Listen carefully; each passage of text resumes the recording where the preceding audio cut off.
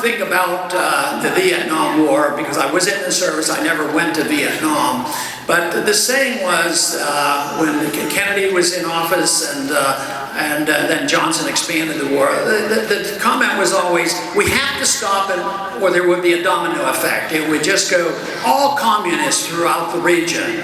And that was why we were supposed to be there. So what happened? We literally lost. We have to admit that. We lost and we left, and it was a tragic loss of life and many dollars, ushered in the inflation of the 1970s. But what did it usher in an age where the communists took over? Did the communists in China become more communistic, or did they move in the direction of becoming westernized, where now there are bankers? What happened in Vietnam? They became more westernized when there was no use of force, no war, no invasion of armies. All of a sudden they looked and they decided they would go in a different direction. Now we trade with them, we travel back and forth with them.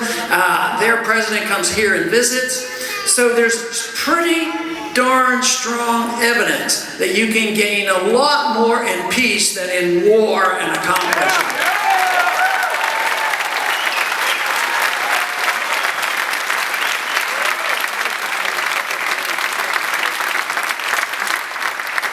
One of the reasons I'm excited about the whole freedom movement is that my personal beliefs are very much in coincidence with our Constitution, the protection of liberty. But I have a personal reason why I want to live in a free society. I believe I could say that even if I were poor, and we would all be poor, I would still want to live in a free society. But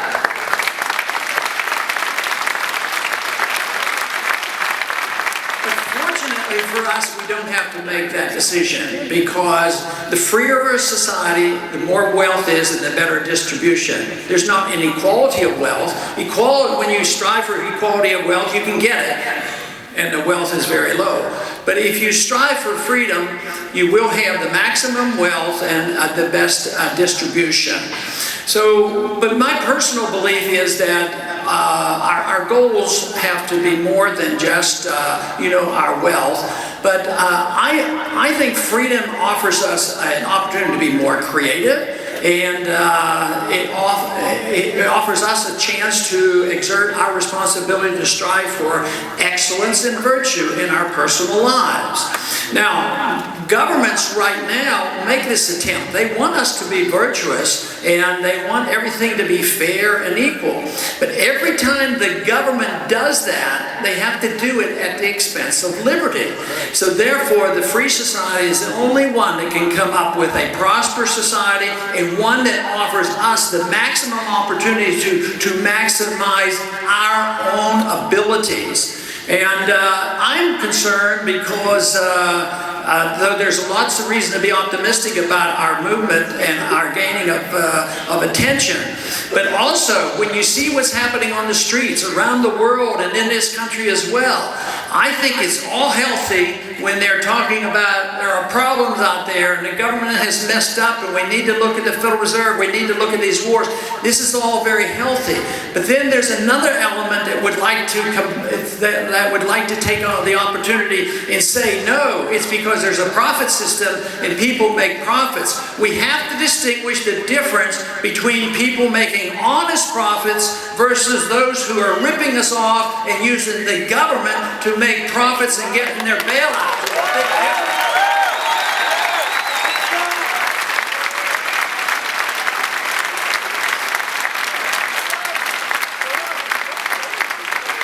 But the opportunity presents to ourselves now, and something will come of it. There will not be the maintaining of the status quo. The last 40 years of the status quo of spending more and printing more and that whole process, that has ended. I don't think for a minute that hasn't ended. A lot of people haven't awakened to this. They're getting more concerned. But the big question is, what are we going to replace it with? We don't have to invent it. This country knew something about it. We once understood what property rights were, contracts rights, individual liberty, and sound money, a sensible foreign policy. So we don't have to come along and invent something brand new. All we need to do is send people to Washington who understand and are determined to follow the rule of law and respect our Constitution.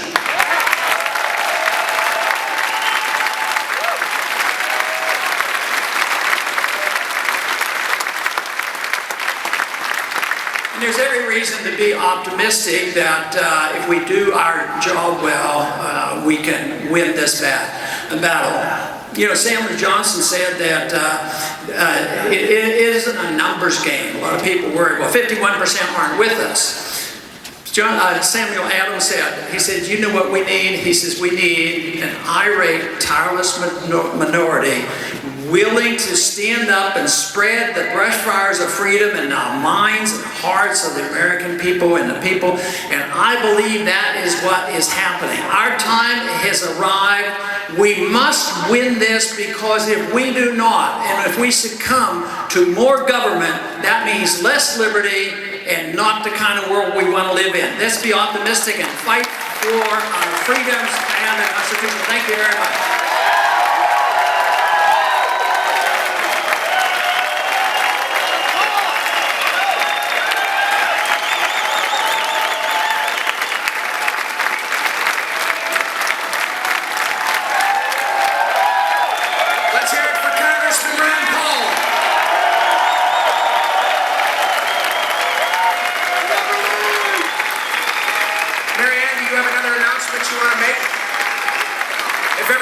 Hold on for 2 seconds. Marianne Stebbins has an announcement. Bob and I want to thank you all for being here as well. Thank you. Good luck. Yeah, I don't think I said. We need volunteers. So if you're willing to volunteer, outside in the lobby, there are volunteer tables set up. We'll have staff out there, volunteers. We can use you both in your neighborhood and at the office. Thank you very much for coming out on Deer Opener. All right. Thanks a lot for coming. Let's go back, take back our liberty 2012. And listen to us Monday morning at 6. We'll talk about Ron Paul. We're going up to interview the doctor, and it should be pretty great. Now we can go deer hunting after this. Right?